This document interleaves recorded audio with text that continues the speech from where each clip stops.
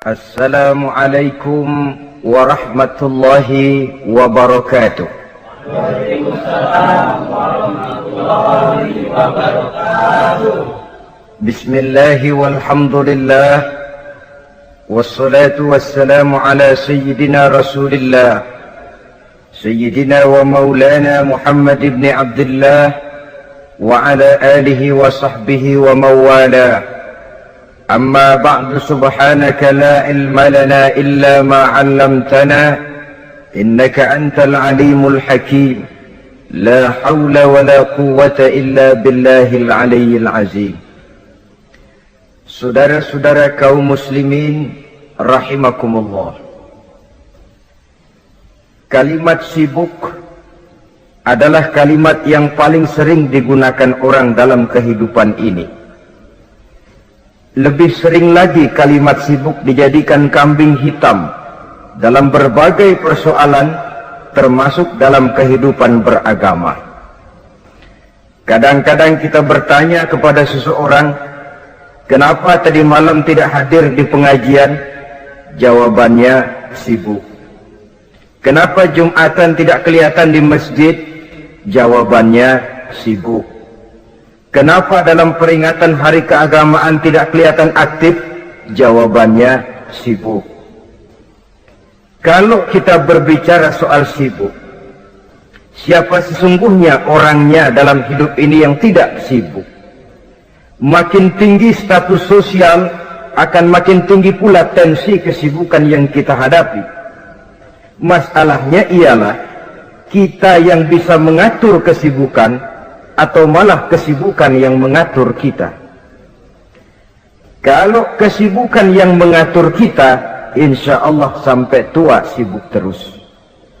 Tapi kalau kita bisa mengatur kesibukan, artinya dalam hidup ini ada semacam, bahasa kerennya, description of job. Ada semacam pengaturan waktu, ada semacam pembagian tugas di dalam kehidupan. Maka pada pertemuan kali ini kita akan berbicara tentang bagaimana mengatur waktu dalam hidup menurut contoh yang diberikan oleh Rasulullah sallallahu alaihi wasallam. Menurut riwayat dari Siti Aisyah radhiyallahu anha, adalah baginda Rasul membagi waktu dalam hidupnya itu menjadi 3 bagian. Sepertiga untuk Allah, sepertiga untuk tugas, sepertiga lagi untuk keluarga. Jadi ada waktu untuk Allah, ada waktu untuk tugas, ada waktu untuk keluarga. Bukankah dalam kehidupan ini kadang-kadang berlaku kepincangan dari tingkah seseorang? Ada orang yang seluruh waktunya cuma untuk Allah saja, tugas dilupakan, keluarga terlantar. Itu bukan orang yang terbaik. Ada orang yang waktunya habis cuma demi tugas saja, dari pagi sampai pagi lagi, kalau tidak di belakang meja ia rapat saja kerjanya. Allah dilupakan, sujud tidak sempat, keluarga terbengkalai. Itu juga bukan orang yang baik. Ada juga orang yang waktunya cuma untuk keluarga, kerjanya ngumpul saja. Seperti bahasa Inggris bilang, mangan orang mangan pokoknya ngumpul. Bermasyarakat tidak sempat, sujud tidak pernah, dengan kehidupan beragama jauh. Ini pun bukan orang yang terbaik. Orang yang baik ialah orang yang pandai mengatur waktu. Itu tadi cara baginda mengatur waktu dalam kehidupannya. Selanjutnya, bagaimana cara beliau mengisi waktu? Apa pengaruhnya dalam pribadi dan perjuangan beliau, dan apa hubungannya dengan kita? Mari kita lihat lebih jauh. Sepertiga dari waktunya adalah untuk Allah, artinya untuk beribadah kepada Allah. Bagaimana ibadahnya? Saudara-saudara, satu-satunya manusia yang dalam Al-Quran sudah mendapat jaminan ampun dari seluruh dosa yang pernah dikerjakan, cuma Rasulullah orangnya. Quran yang menjanjikan liyaghfira lakallahu ma taqaddama min dzambika wa ma ta'akhkhar. Wahai Muhammad, dosamu yang dahulu, dosamu yang sekarang, dosamu yang akan datang kalau memang ada, seluruhnya sudah mendapat jaminan ampun dari Allah Subhanahu wa ta'ala. Orang yang nyata-nyata sudah mendapat jaminan ampun dari segala dosa ini, ibadahnya luar biasa. Luar biasa bagaimana? Sejarah menceritakan beliau kalau sholat malam sampai bengkak kakinya karena rajin sujud. Aisyah menceritakan, satu malam selesai sholat isya saya akan tidur. Saya lihat suami saya sedang sholat, maka saya pun tidur. Tengah malam saya terbangun dari tidur, saya lihat suami saya masih sholat juga. Saya tidur lagi. Menjelang sepertiga malam yang akhir saya bangun, saya lihat masih sholat juga. Saya hampiri beliau. Saya tanya setelah sholatnya usai, "Bang," kata Aisyah, "ada apa ya?" Kata baginda Rasul. Sebab beliau itu, jangan senyum kalau saya katakan yang di sini. Sebab beliau itu pandai sekali menyenangi hati istrinya. Panggilan kelihatannya sepele, tapi bisa menghidupkan keharmonisan dalam rumah tangga. Beliau apabila memanggil Siti Aisyah dengan kalimat Humaira, "Ya Humaira," wahai yang pipinya kemerah-merahan. Cantik sekali panggilannya untuk istrinya. Kita kadang-kadang terlalu jujur tapi nyakitin. Mentang-mentang bini hitam, kalau manggil bini hitam, sini lo. Jujur tapi nyakiti itu. Hadirin yang saya muliakan, baginda menjawab, "Ada apa ya? Abang ini kan dosanya sudah mendapat jaminan ampun dari Allah." "Iya, lalu gimana?" "Ya kalau ibadah jangan terlalu gitu-gitu benar." "Kenapa sih?" Orang sudah dapat jaminan ampun itu kan mestinya tenang, aman. Ini malah seolah-olah beliau orang yang paling banyak mempunyai dosa. Tidak puas melaksanakan hanya sholat yang wajib ditambah dengan yang sunnah-sunnah. "Tidak usah gitu-gitu bener lah bang, sudah dapat jaminan ampun ini." Terhadap usul istrinya ini, apa jawab beliau? Sederhana, tapi melambangkan sikap jiwa yang luhur. Beliau menjawab, "Aisyah, afala uhibbu an akuna abdan syakura." Yang, apa saya tidak senang kalau saya ini oleh Allah mendapat gelar abdan syakura, hamba yang pandai bersyukur, hamba yang tahu berterima kasih. Makin diampuni, makin banyak sujud saya. Makin diampuni, makin banyak ibadah saya kepada Allah. Inilah prinsipnya. Saudara-saudara, oleh karena ibadahnya demikian rupa, Allah lalu dekat. Oleh karena Allah dekat, perjuangan beliau itu, walaupun Quraisy melakukan segala macam cara dan usaha, mengeluarkan segala daya dan dana, kemampuan dan kekuasaan, tidak pernah berhasil mematahkan, walaupun berhasil menekan perjuangan baginda Rasulullah sallallahu alaihi wasallam.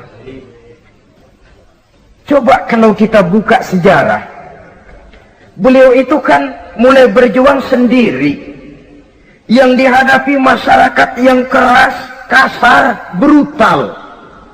14 abad yang lalu, semenanjung Arabia terkenal sebagai masyarakat yang jahiliyah, di mana maksiat dan munkarat merajalela. Sembahan adalah berhala. Anak perempuan lahir dibunuh hidup-hidup. Itu zaman dulu, zaman sekarang pun tidak jauh bedanya. Malah kalau zaman dulu dikubur hidup-hidup, sekarang sebelum lahir sudah dibunuh. Yang namanya abortus itu.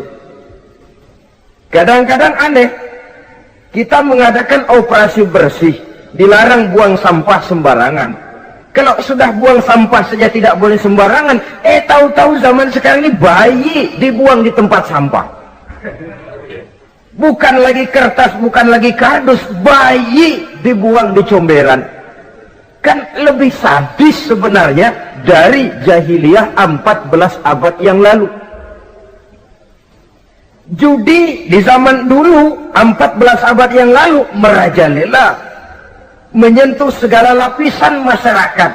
Di zaman sekarang pun judi tidak kurang hebatnya, cuma tentu dengan bahasa yang lain. Apalagi di zaman sekarang orang pandai menghaluskan bahasa, mensamarkan istilah. Judi disebut sumbangan umpamanya, sehingga orang lalu tidak terasa bermain judi, terasanya ikut nyumbang. Itu sekedar istilah yang merangsang orang sebenarnya. Masyarakat yang semacam ini yang dihadapi oleh baginda Rasul. Diangkat jadi Rasul umur 40 tahun lalu mulai berjuang.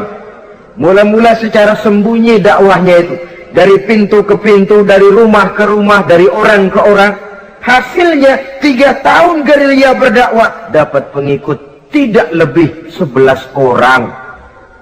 Sudah tidak digaji, tidak dapat beras, hidup pun miskin. 3 tahun dakwah, dapat pengikut 11 orang. Ustadz mana zaman sekarang yang masih mau ngajar? Kalau 3 tahun buka pengajian, yang ngaji cuma 11, bubar. Kiai mana yang masih mau buka pondok? Kalau 3 tahun buka pesantren, santrinya cuma 11. Pemimpin mana yang masih mau kampanye? Kalau 3 tahun kampanye dapat pemilih cuma 11. Bangkrut. Tapi tidak dengan Rasul. 3 tahun berlalu, turun perintah fasda bima tu'mar. Tidak usah berdakwah secara sembunyi, Muhammad, sampaikan saja Islam secara terbuka.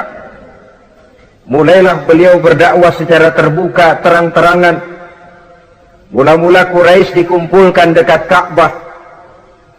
Kumpullah Abu Jahal, Abu Lahab, Abu Sufyan dan gembong-gembong Quraisy. Di sana buat pertama kali secara terbuka baginda Rasul pidato. Tuan-tuan Quraisy, apakah tuan-tuan percaya kepada saya? Percaya. Kenapa? Karena Anda Muhammad sejak kecil belum pernah bohong. Baik. Jikalau memang tuan-tuan percaya kepada saya, maka mulai hari ini saya serukan kepada tuan-tuan, ankizu anfusakum minan nar. Jaga, pelihara, lindungi dan selamatkan diri tuan dari neraka. Tinggalkan segala macam berhala, jauhi Latta, Uzza, Manat dan Hubal. Sembah Allah Tuhan yang Esa, yang lam yalid wa lam yulad, yang tidak beranak dan tidak diperanakan. Ini dakwah pertama yang beliau sampaikan. Selesai beliau pidato, Abu Lahab interupsi, angkat tangan. Muhammad, ada apa paman? Alihaza jama'tana? Cuma untuk dengar ocehan kayak begini kami dikumpulkan di sini. Tabban laka ya Muhammad. Kalau bahasa kasarnya, mau mampus kamu Muhammad. Nabi tidak jawab, Allah yang jawab. Tabbat yada abi lahabi wa tab, ma aghna anhu maluhu wa ma kasab. Bukan Muhammad yang celaka, Abu Lahab lah yang kelak akan menemui kecelakaan. Dakwah terus berlangsung. Ketika dakwah secara terbuka sudah dimulai, hambatan dan tantangan mulai datang. Sejak dari teror mental sampai kepada teror fisik. Dan puncaknya terjadi pada saat beliau berumur 53 tahun. Di mana Quraisy mengadakan rapat di satu rumah yang disebut Darul Arqam. Kumpulah di situ dedengkot Quraisy. Siapa lagi kalau bukan Abu Jahal, Abu Lahab. Mereka rapat pleno lengkap. Setelah rapat dibuka, kata Abu Lahab kepada Abu Jahal, Jahal, bagaimana ini Muhammad? Iya, bagaimana? Apalagi yang belum kita lakukan, kata Abu Jahal. Kita fitnah sudah, kita caci maki tiap hari, kita lontari kotoran unta, sahabat-sahabatnya kita bantai, tapi mereka tetap tegar. Iya, kata Abu Jahal. Dan sekarang ini sahabatnya sebagian berangsur-angsur sudah hijrah ke Madinah. Ini pertanda Islam akan berkembang di kota Madinah. Kalau nanti dia berhasil di Madinah lalu menyerbu ke Mekah, alamat habis kita gulung tikar. Makanya kata Abu Jahal, makanya apa? Makanya dari dulu juga saya bilang, kempesin aja itu. Jadi kalau bahasa okemnya kan begitu toh. Bunuh saja Muhammad, bunuh. Iya, soal bunuh sih gampang kata Abu Lahab. Tapi Muhammad kan tidak keluar dari batu. Dia punya keluarga, sanak famili dan handai tolan. Kalau keluarganya menuntut balas bagaimana ini? Gampang. Kita kan banyak punya suku. Tiap-tiap suku kan punya juara, tukang-tukang pukul.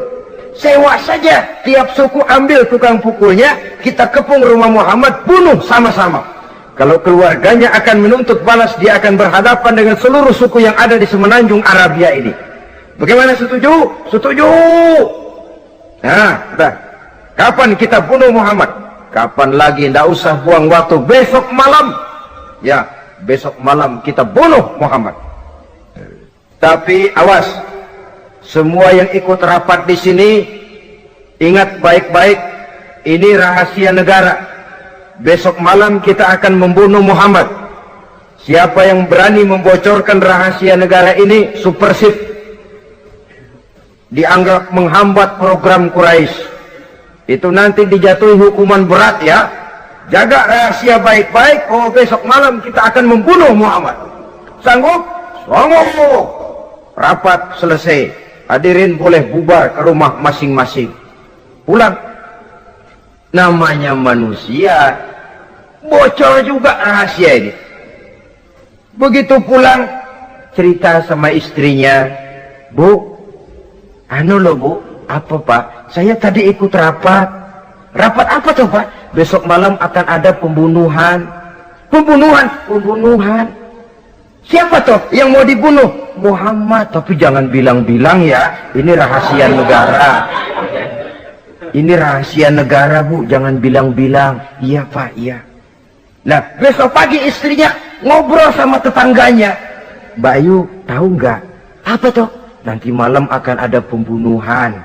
Siapa yang mau dibunuh? Muhammad. Loh, sampean tahunya dari mana? Suami saya ikut rapat, tapi jangan bilang-bilang ya Bu ya. Ini rahasia negara. Jangan bilang-bilang. Nanti yang satu sampaikan lagi, jangan bilang-bilang. Terus jangan bilang-bilang, akhirnya berita tersebar. Sehingga pagi hari itu sebagian besar penduduk Mekah sudah tahu kalau nanti malam akan ada pembunuhan. Maka lepas zuhur, Mekah itu mulai tegang. Yang simpati, aduh kasihan Muhammad nanti malam akan dibunuh. Yang tidak senang, mampus biar dia rasain ntar malam. Saudara-saudara, begitu maghrib berbunyi sudah, udara mulai gelap. Penduduk Mekah sudah kunci pintu seperti ada jam malam. Sepi, sesepi-sepinya.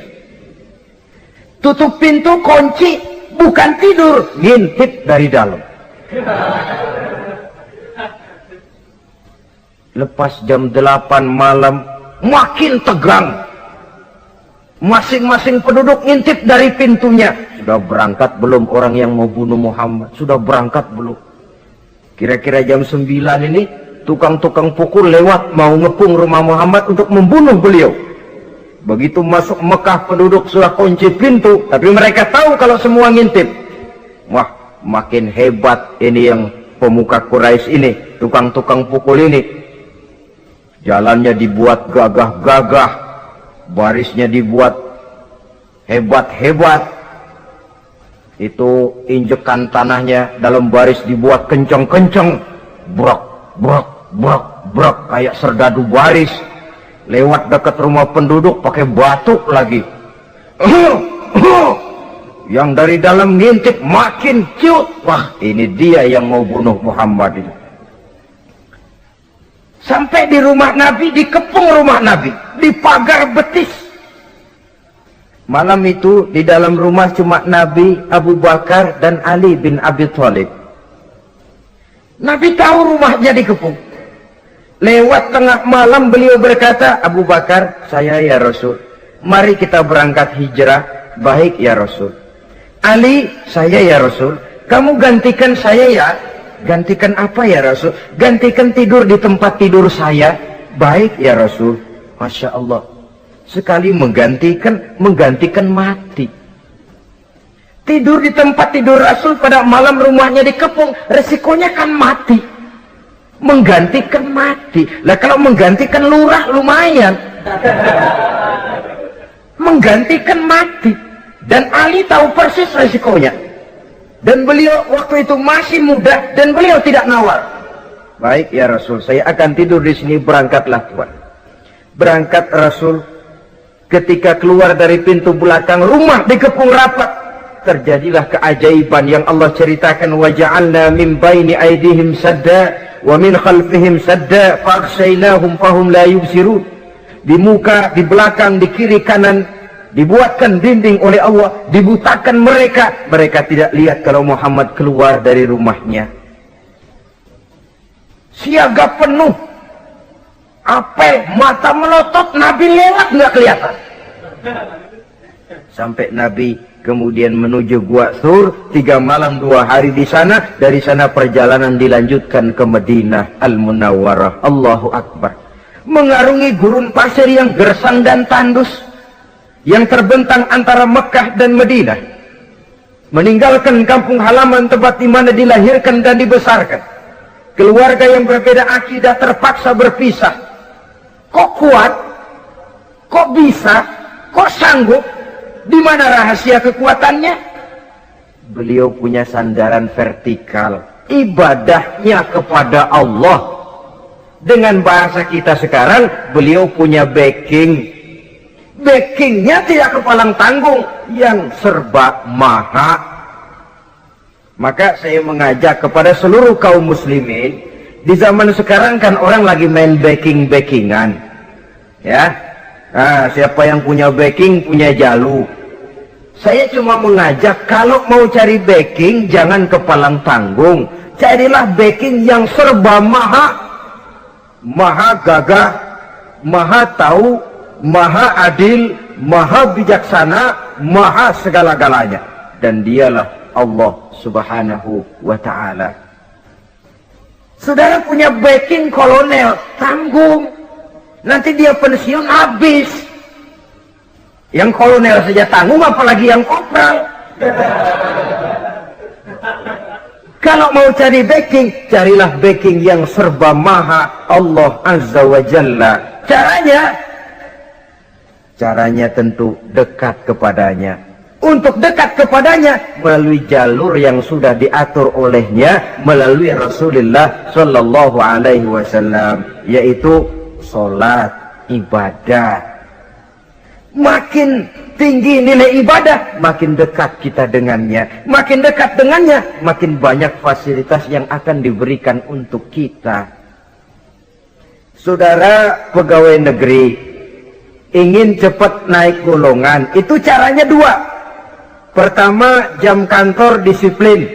Jam 7 masuk, jam 3 pulang. Kalau belum jam pulang, jangan pulang. Yang kedua, tambahan, di luar jam kantor, sering-sering datang ke rumah kepala bagian. Apa malam minggu, apa hari minggu, apa bawa jeruk, apa pisang Ambon, kan begitu toh. Ini nanti kan kepala bagian kan nilai, karyawan saya yang satu ini jam kantornya disiplin, tambahan dia sering datang hari Minggu di luar jam kantor bawa jeruk lagi. Ini mestinya belum naik lah, gue naikin dulu ke atas. Naik saudara-saudara.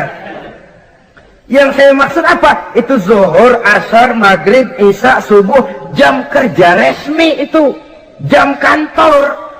Lah, ada kunjungan di luar jam kantor yang namanya tahajud. yang namanya hajat, yang namanya duha. Nanti kan Allah lihat, ini hambaku yang satu ini jam kantornya betul, zuhur, asar, maghrib, isya, subuhnya tepat. Tambahan di luar jam kantor, dia sering menghadap kepadaku. Nah, hambaku ini aku angkat tuh maqam mahmuda ke satu tempat yang terpuji. Kalau Allah yang ngangkat, satu negara orang mau rendahkan kita, kita akan tetap tinggi. Kalau Allah mau rendahkan, satu negara mau angkat kita, kalau memang dasar mesti nyungsap ke bawah. Inilah perlunya sandaran vertikal, inilah perlunya kita mempunyai backing hanya kepada Allah. Pada waktunya orang akan sampai ke titik jenuh. Dalam kesunyian orang sering mempertanyakan eksistensi diri, mulai mempertanyakan hakikat keberadaannya.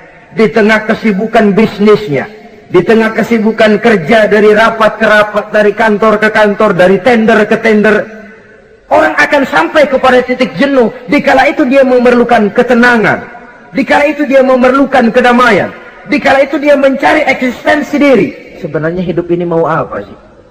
Cuma sekedar menjalani hal-hal yang rutin saja, pergi pagi pulang sore, paras keringat banting tulang, atau ada tujuan yang lebih luhur daripada sekedar ini?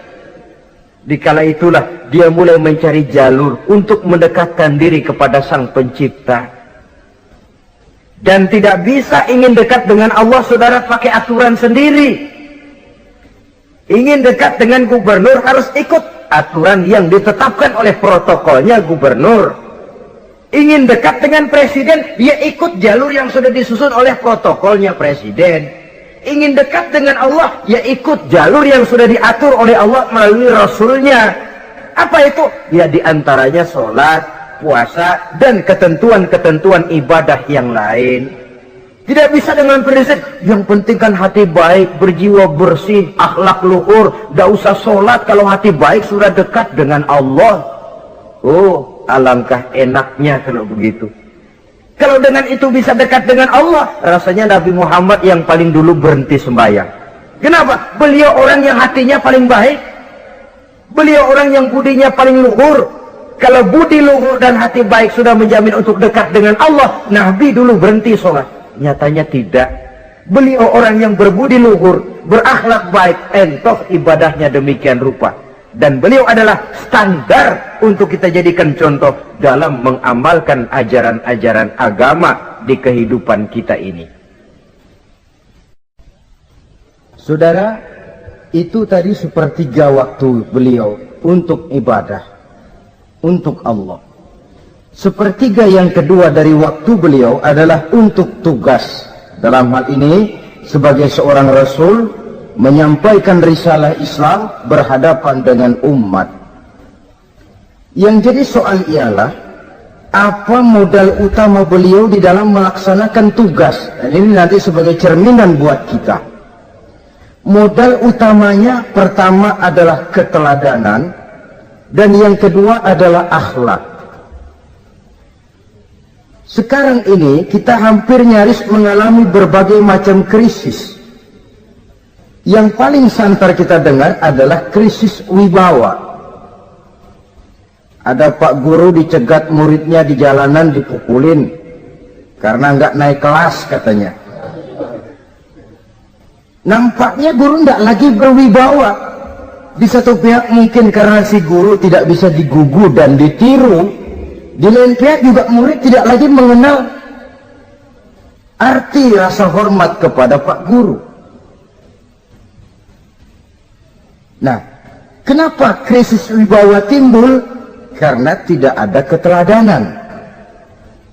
Adapun Rasul, wibawa beliau timbul di tengah umat karena keteladanan ini. Apapun yang beliau ajarkan kepada umat, beliau adalah pelaksana pertama. Dengan kata lain, satunya kata dan perbuatan. Ini yang sangat diperlukan di zaman kita sekarang. Bukan cuma sekedar simposium, muktamar, kongres, rapat besar dengan keputusan bertumpuk-tumpuk kertas di atas meja, tetapi tidak pernah terrealisir dalam kehidupan. Yang kita perlukan adalah satunya kata dan perbuatan. Bahwa kalau itu yang diucapkan, itu yang diterapkan. Kalau itu yang diteorikan, itu yang dikerjakan. Keteladanan. Yang kedua, rahasia sukses beliau dalam melaksanakan tugas berhadapan dengan umat, akhlak. Beliau tidak menyampaikan Islam ini dengan kekerasan, tidak juga dengan bujuk rayu harta, tidak pula dengan menakut-nakuti orang. Belum pernah kita baca dalam sejarah beliau teriak-teriak, awas yang tidak masuk Islam dipecat jadi orang Arab. Tidak.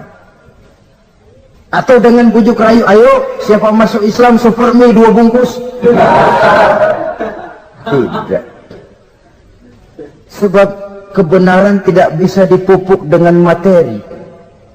Kebenaran adalah soal keyakinan, dan keyakinan adalah soal batin.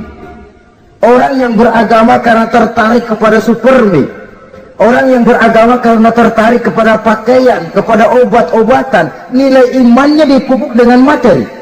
Dan usaha seperti itu sama saja dengan menegakkan benang basah. Dia percaya kepada sesuatu yang dia tidak mengerti. Dia yakin kepada sesuatu yang dia tidak tahu apa bentuk yang dia yakini itu. Alangkah malang dan kasihannya orang yang beragama seperti ini. Tidak demikian dengan Rasul. Islam ini adalah satu keyakinan.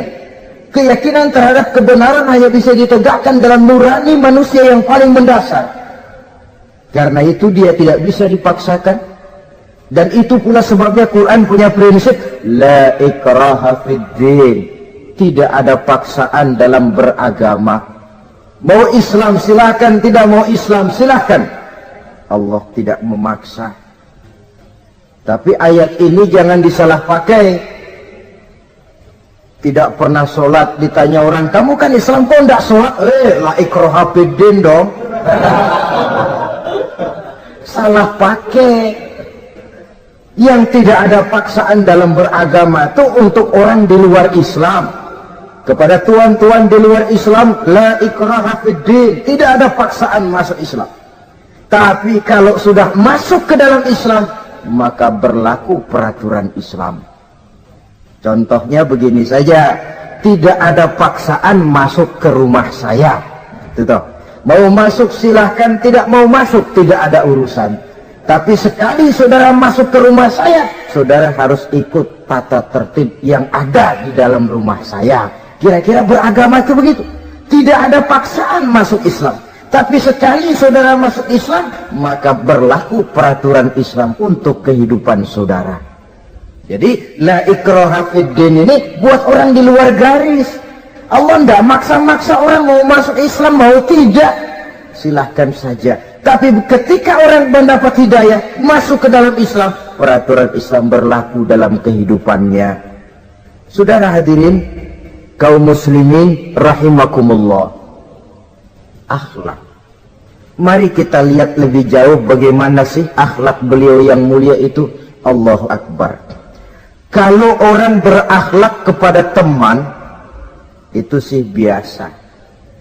Tapi berakhlak kepada musuh, ini yang luar biasa. Ini yang agaknya Allah saja memuji beliau. Wa innaka la'ala khuluqin azim. Engkau Muhammad benar-benar berada di atas budi pekerti yang luhur dan terpuji. Kalau saya baik kepada orang yang memang baik kepada saya, logis toh, wajar, memang harusnya. Tapi berbuat baik kepada orang yang jahat terhadap saya, ini yang tidak setiap orang bisa. Nah, sebab itu saya tidak ingin menceritakan akhlak beliau kepada sahabat, namanya juga kepada sahabat.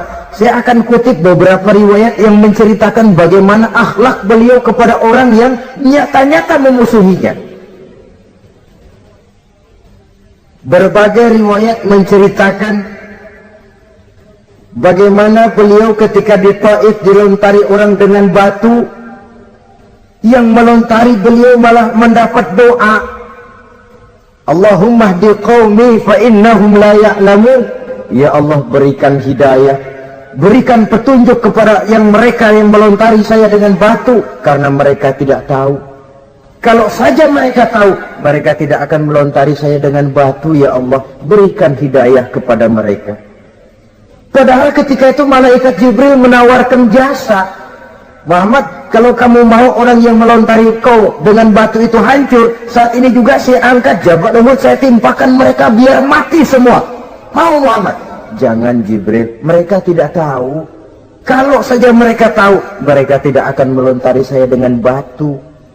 Lebih baik doakan mereka supaya mendapat hidayah dari Allah. Dalam kondisi kepepet, dilontari dengan batu, malaikat Jibril datang menawarkan jasa. Beliau lebih memilih mendoakan orang yang berbuat jahat itu. Ya Allah, bukan main.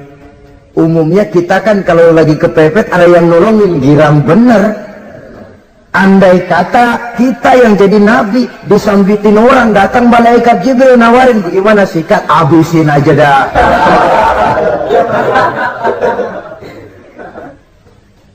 Ini akhlak kepada musuh. Ketika beliau selesai sholat zuhur, istirahat rebah-rebah, tidur-tiduran di bawah pohon kurma, datang orang kafir yang bernama Daksur yang sudah lama mengintip-ngintip, mencabut dan menghunus pedang. Muhammad, kalau ini saat saya tebas batang lehermu, siapa yang akan menolong engkau? Tidak ada. Yang akan menolong saya Daksur? Iya, Allah yang akan menolong saya. Mendengar Allah, Daksur gemetar, keringat dingin bercucuran, pedang jatuh ke bawah, diambil oleh Rasul pedangnya, dibalikan ke leher Daksur. Kalau sekarang saya yang tebas batang lehermu Daksur, siapa yang akan menolong kamu? Tidak ada ya Rasul, kecuali kalau kau mau memaafkan saya. Baik, ambillah kembali pedangmu, kau saya maafkan dan jangan ulangi lagi perbuatan semacam ini. Lain saat beliau sedang tawaf, diikuti oleh seorang Quraisy kafir. Sambil tawaf, ini kafir Quraisy sudah bawa pisau. Dia pikir nanti di satu sudut yang agak gelap saya tikam Muhammad dari belakang, saya bunuh dia. Jadi kafir ini pura-pura ikut tawaf. Jahatnya orang kafir itu kan begitu, tawaf ya ikut pura-pura tawaf, ada kesempatan sikat dari belakang. Putaran pertama belum ada kesempatan, putaran kedua makin tegang. Pokoknya begitu tempat agak gelap, cabut pisau, hantam saja sudah Muhammad biar mati sekali di sini. Dan Nabi tahu, oh ini asisten pribadi malaikat Jibril ngasih tahu tuh. Jadi malaikat Jibril memberitahu, awas Muhammad, itu di belakangmu orang cuma pura-pura tawaf. Dia bawa pisau mau bunuh kamu, hati-hati Muhammad, Roger ganti gitu.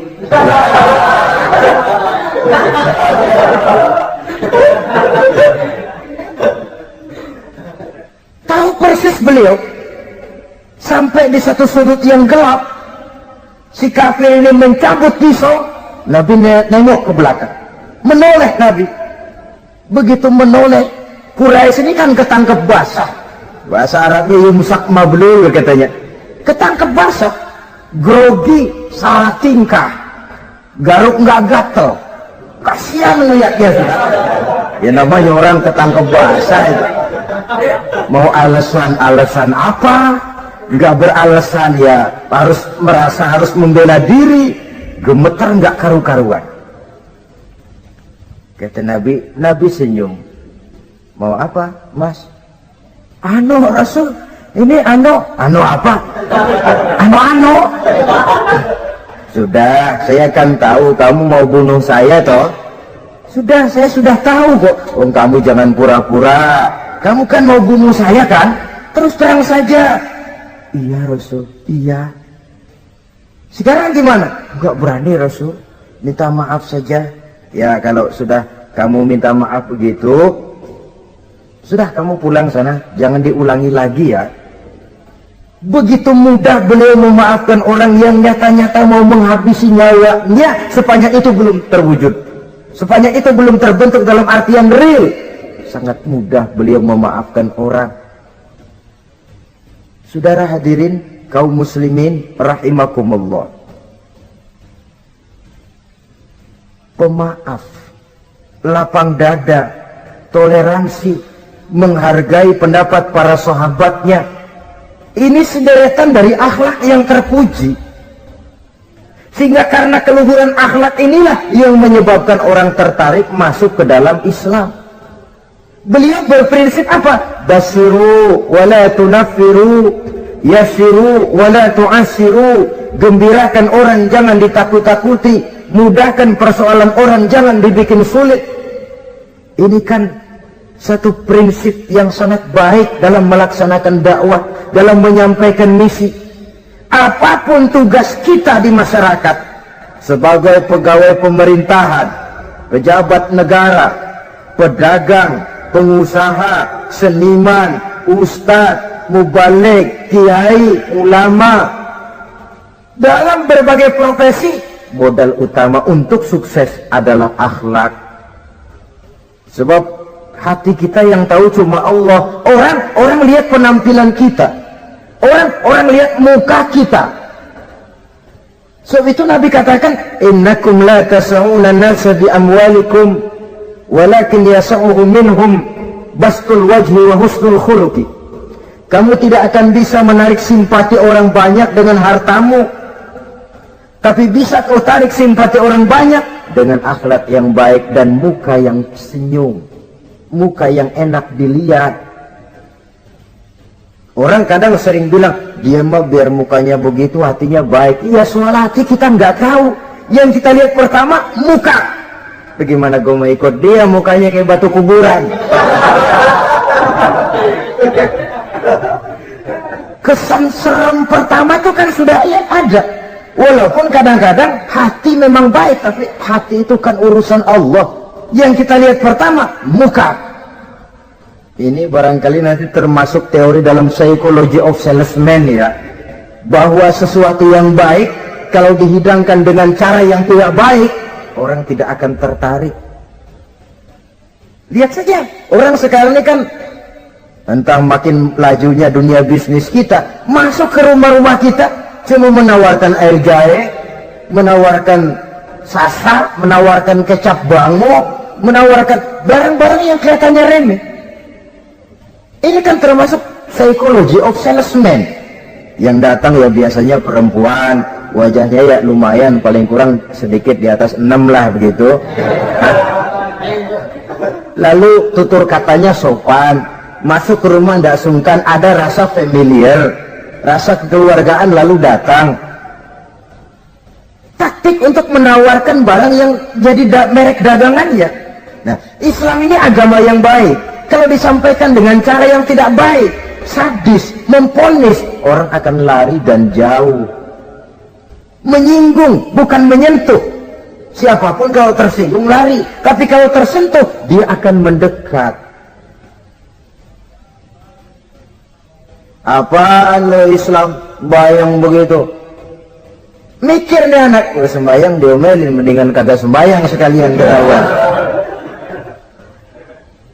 Saudara hadirin yang saya muliakan, ini yang diberikan contoh oleh baginda Nabi. Apapun tugas kita, pedagang, utamakan akhlak, petani, utamakan akhlak, seniman, utamakan akhlak, mubaligh, utamakan akhlak, pejabat negara, utamakan akhlak, pelayan dan pengabdi masyarakat, utamakan akhlak.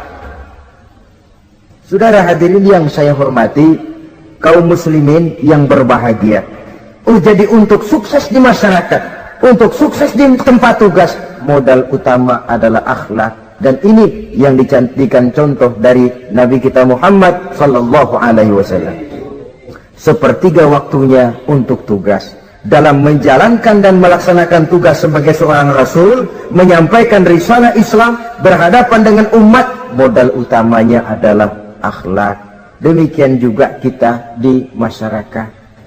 Dan akhlak itu memang harus dibiasakan sejak kita kecil, sehingga dengan demikian nilai-nilai yang baik akan terus terbawa sampai di hari tua kita. Saudara-saudara, rasanya kehancuran satu bangsa dimanapun di dunia ini selalu dimulai dengan kehancuran akhlak daripada bangsa itu sendiri. Dan kehancuran akhlak itu bisa saja terjadi di tengah kemakmuran ekonomi, di tengah maju dan canggihnya teknologi. Kapan? Apabila pegangan orang kepada agama sudah lemah dan rapuh. Kita tengok di negara-negara di sebelah barat kita, kemajuan teknologi yang tidak diimbangi dengan kuatnya pegangan orang kepada agama telah melahirkan budaya-budaya yang merendahkan martabat manusia. Lahirlah kebudayaan hippies, lahirlah kebudayaan nudis, hidup serba bosan dengan ini dan itu karena segalanya sudah dimiliki. Rumah mentereng, jumlah kendaraan sejumlah keluarga, kapal pesiar di laut mewah, pesawat udara punya. Setelah ini punya, ini ada, semua ada, titik jenuh sampai. Mau apa semua ini? Akhirnya ingin hidup apa adanya, tidur di goa-goa, tidur di kaki-kaki gunung, tidur di hutan belantara, pakaian kumel. Tuh hipis-hipis yang datang kemari, yang pakaiannya kumuh, tambelan, lepis belel. Padahal di kantongnya cek, travel cek, dolar. Lain hipis kita, emang benar-benar gembel.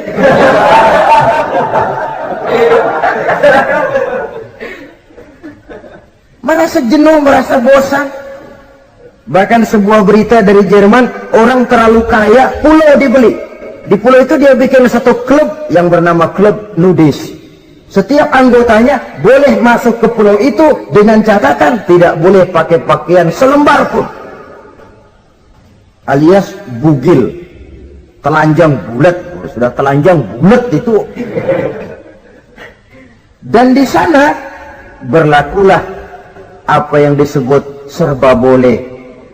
Jadi kalau di sana ke sana saudara bawa istri masuk anggota, ya silahkan saja. Istilah tukar pakai, simpan pinjam, bisa-bisa saja, asal suka sama suka. Asal perbuatannya dianggap tidak merugikan orang lain, suka sama suka, sudah tidak bisa dituntut oleh norma yang berlaku. Ya. Itulah sebabnya kita sering prihatin bahwa kemajuan sering membawa pergeseran nilai. Apabila kita tidak bisa menghindarkan diri dari proses pergeseran nilai, setidaknya kan kita bisa menjaga diri jangan sampai hanyut oleh nilai-nilai yang negatif. Akhlak, baik sebagai muslim, baik sebagai bangsa Indonesia yang berkepribadian luhur, itu merupakan cerminan kita. Saya prihatin, belum lama diselenggarakan kontes bibir terindah. Kontes bibir terindah itu kira-kira apa manfaatnya? Apa yang jadi ukuran? Dan bukankah bibir karunia Tuhan? Ya kalau yang bibirnya mungil bisa ikut kontes lah, kalau yang jebleh gitu.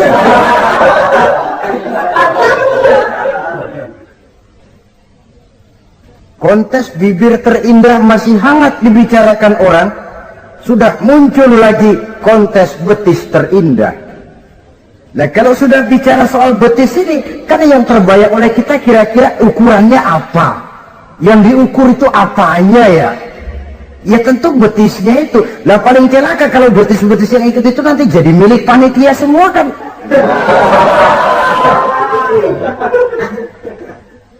Yang tidak usah kita mengukur dengan kacamata agama, dengan budaya kita sebagai bangsa Indonesia yang berfalsafahkan Pancasila, rasanya mendengarnya saja kok sudah tidak sah gitu loh. Tidak pas untuk ukuran kita sebagai bangsa yang berfalsafahkan Pancasila. Saudara-saudara kaum muslimin rahimakumullah, ini yang saya maksud tadi, proses pergeseran nilai. Andai kata kita tidak bisa menghindarkan diri dari hal yang semacam itu, setidaknya kita bisa menjaga diri jangan sampai hanyut ditelan proses pergeseran nilai. Dan memelihara nilai-nilai akhlak ini dari hari ke hari memang tidak semakin ringan, bahkan akan semakin berat, karena tantangan yang kita hadapi juga akan semakin berat. Inilah sepertiga yang kedua dari waktu beliau untuk melaksanakan tugas. Jadi modal utama dalam melaksanakan tugas akhlak. Di antara nilai akhlak itu prinsip Nabi tadi, gembirakan orang, jangan ditakut-takuti, mudahkan urusan orang, jangan dibikin sulit. Sehingga kalau yang memang mudah lalu dipersulit, itu sudah mencerminkan akhlak yang tidak diajarkan oleh Rasulullah Shallallahu Alaihi Wasallam. Kemudian yang terakhir, sepertiga yang ketiga dari waktu beliau adalah untuk keluarga. Jadi tadi ada waktu untuk Allah, ibadah, ada waktu untuk tugas, dan yang ketiga ada waktu untuk keluarga. Bagaimana Rasul di tengah keluarganya? Anas bin Malik bercerita, saya 11 tahun membantu di rumah tangga Rasul. 11 tahun itu kan artinya 11 kali 360 hari kali 24 jam. Bukan waktu yang sebentar itu. Selama 11 tahun saya membantu di rumah tangga Rasul, kata Anas, belum pernah saya dengar kata-kata kasar, keras, membentak. 11 tahun saya membantu di rumah tangga beliau, belum pernah saya lihat ada piring terbang, ada bakyak melayang. Artinya apa? Cerminan dari ketentraman, keayuman, kedamaian rumah tangga beliau. Padahal rumah tangganya kecil, istrinya lebih dari satu, tapi aman, tentram, rukun. Kita kadang-kadang istri satu seminggu 7 hari, perang 6 hari. Cuma 1 hari gencatan senjata. Sudah hadirin, saudara kaum muslimin rahimakumullah. Kalau beliau tidak menyenangi satu masakan, misalnya masakan istrinya, tidak mencah-mencah, cuma kelihatan dari makannya barangkali tidak begitu banyak, tapi tidak pernah mencela apapun yang dimasak istrinya. Senangnya dimakan, tidak senangnya dimakan karena menghargai lelah jerih payahnya istri. Ini kelihatannya sepele, tapi dari sini keharmonisan rumah tangga itu bisa saja timbul. Bukankah seseorang hanya bisa sukses di tempat tugas? Jadi apapun dia, kalau berangkat dari ketentraman dan ketenangan di rumah tangga. Dan tidak ada orang bisa meraih sukses kalau dia berangkat dari rumah tangga yang berantakan. Itulah sebabnya ini sangat diperhatikan oleh baginda Rasul. Dari rumah yang kecil, dari tempat tidur yang sederhana, yang sebelah itu kain kasar, sebelah dipakai untuk tidur, sebelah dipakai untuk selimut. Jadi kasur merangkap selimut. Allahu Akbar. Tapi dari rumah tangga yang semacam itu keluar ucapan baiti jannati, rumah tanggaku laksana surga bagiku. Di mana sih rahasianya? Karena rumah tangga beliau didirikan di atas ajaran agama. Agama membuat suami istri tahu hak dan tahu kewajiban. Kalau kewajiban dilaksanakan, hak diberikan, akan timbul saling pengertian. Apabila ada pengertian, akan timbul ketenangan, dan ketenangan adalah tangga utama untuk mencapai rumah tangga bahagia. Apalah artinya? Seperti banyak istilah orang, rumah bertingkat, uang banyak berlipat-lipat, kendaraan serba mengkilat, istri pun cantik memikat, kadang-kadang jumlahnya 4, tapi tiap hari kiamat. Tidak pernah ada ketenangan dan kedamaian di rumah itu. Saudara hadirin, lebih celaka lagi sudah rumah gubuk berantem melulu. Sudah kiamat itu, sudah kiamat. Jadi dengan adanya pelaksanaan kewajiban, pemberian hak, timbul pengertian. Pengertian membawa ketenangan. Suami keluar rumah, istri tenang di rumah. Suami meninggalkan istri pun hatinya tenang dan tentram, tidak was-was, tidak berpikiran nanti kalau si lembur ini istri ngompreng, tidak. Si istri pun lega melepas suami karena ada keterbukaan. Ini kan menurut angket terakhir loh ya, yang diadakan oleh beberapa majalah di ibu kota ini, di ibu kota katanya, dari sejumlah laki-laki yang disebarkan angket, ternyata jika ada 3 laki-laki, 2 nyeleweng. Jadi angka penyelewengan itu 2/3 dari jumlah laki-laki itu menyeleweng katanya. Ya mudah-mudahan yang kumpul di sini termasuk sepertiga yang nggak nyeleweng itulah.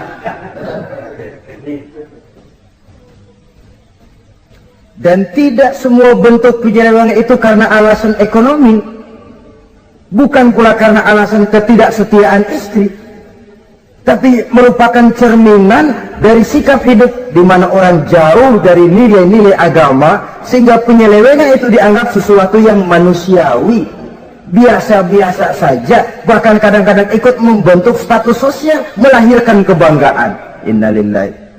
Orang kalau sudah bangga nyeleweng bangga, itu kiamat sudah. Sama saja, bikin dosa ketawa, waduh, itu malaikat gemes bener. Udah bikin dosa cengengesan, cengah-cengih, udah ada rasa nyesel, udah ada rasa takut, udah ada rasa bersalah, biasa gitu. Saudara hadirin yang saya muliakan, ini kan cerminan dari rapuhnya pegangan orang kepada agama. Jadi untuk membina rumah tangga yang bahagia ini, sepertiga dari waktu untuk di tengah keluarga, menghidupkan nilai-nilai agama di rumah tangga kita. Oleh karenanya, pada bagian akhir dari pertemuan yang singkat ini, saudara-saudara, saya mengajak, marilah pandai-pandai membagi dan mengatur waktu. Ada waktu untuk Allah, ada waktu untuk tugas, ada waktu untuk keluarga. Syukur kalau ada keseimbangan. Tapi kalau tidak, istilah usul fikih itu tatimul aham minal muhim, mendahulukan yang terpenting dari yang penting. Kalau ada 3 persoalan semuanya penting, tentu di antara 3 ini kan ada yang lebih penting, dan itulah yang dikerjakan lebih dulu. Dan ini tidak berarti bahwa penjatahan waktunya harus sama. Untuk ibadah dalam sehari semalam sekian jam, untuk tugas sekian jam, untuk keluarga sekian jam. Tidak bisa kita targetkan begitu. Dan yang dimaksud di sini pun adanya pengaturan. Pengaturan tidak berarti bahwa harus sama waktunya, tidak. Kita melihat kepentingannya. Saudara hadirin, sama saja di zaman sekarang, kalau dengan pembangunan kita ingin menciptakan pemerataan di kalangan rakyat, itu tidak berarti bahwa rakyat Indonesia ini standar ekonominya harus sama semua seperti yang dicita-citakan komunis. Tidak bisa. Menciptakan pemerataan artinya kalau yang kaya bisa semakin kaya, kenapa yang miskin tidak bisa naik jadi sedikit kaya? Dan artinya menciptakan kesempatan kepada setiap penduduk Indonesia untuk merubah tahap dan taraf kehidupannya. Demikian juga adanya pengaturan waktu. Bukan berarti untuk Allah sekian jam, keluarga sekian jam, tugas sekian jam. Sebab jam-jam ini sulit kita jatahkan. Kadang-kadang tugas, kadang-kadang keluarga, kadang-kadang ibadah kita sedang gandrung. Yang penting ada keseimbangan dalam cara kita mengatur waktu itu. Nah, saudara-saudara, demikianlah pertemuan dan pembicaraan kita kali ini. Terima kasih atas segala perhatian. Mohon maaf atas segala kekurangan. Usikum wa nafsi bitaqwallah. Wassalamualaikum warahmatullahi wabarakatuh. Waalaikumsalam warahmatullahi wabarakatuh.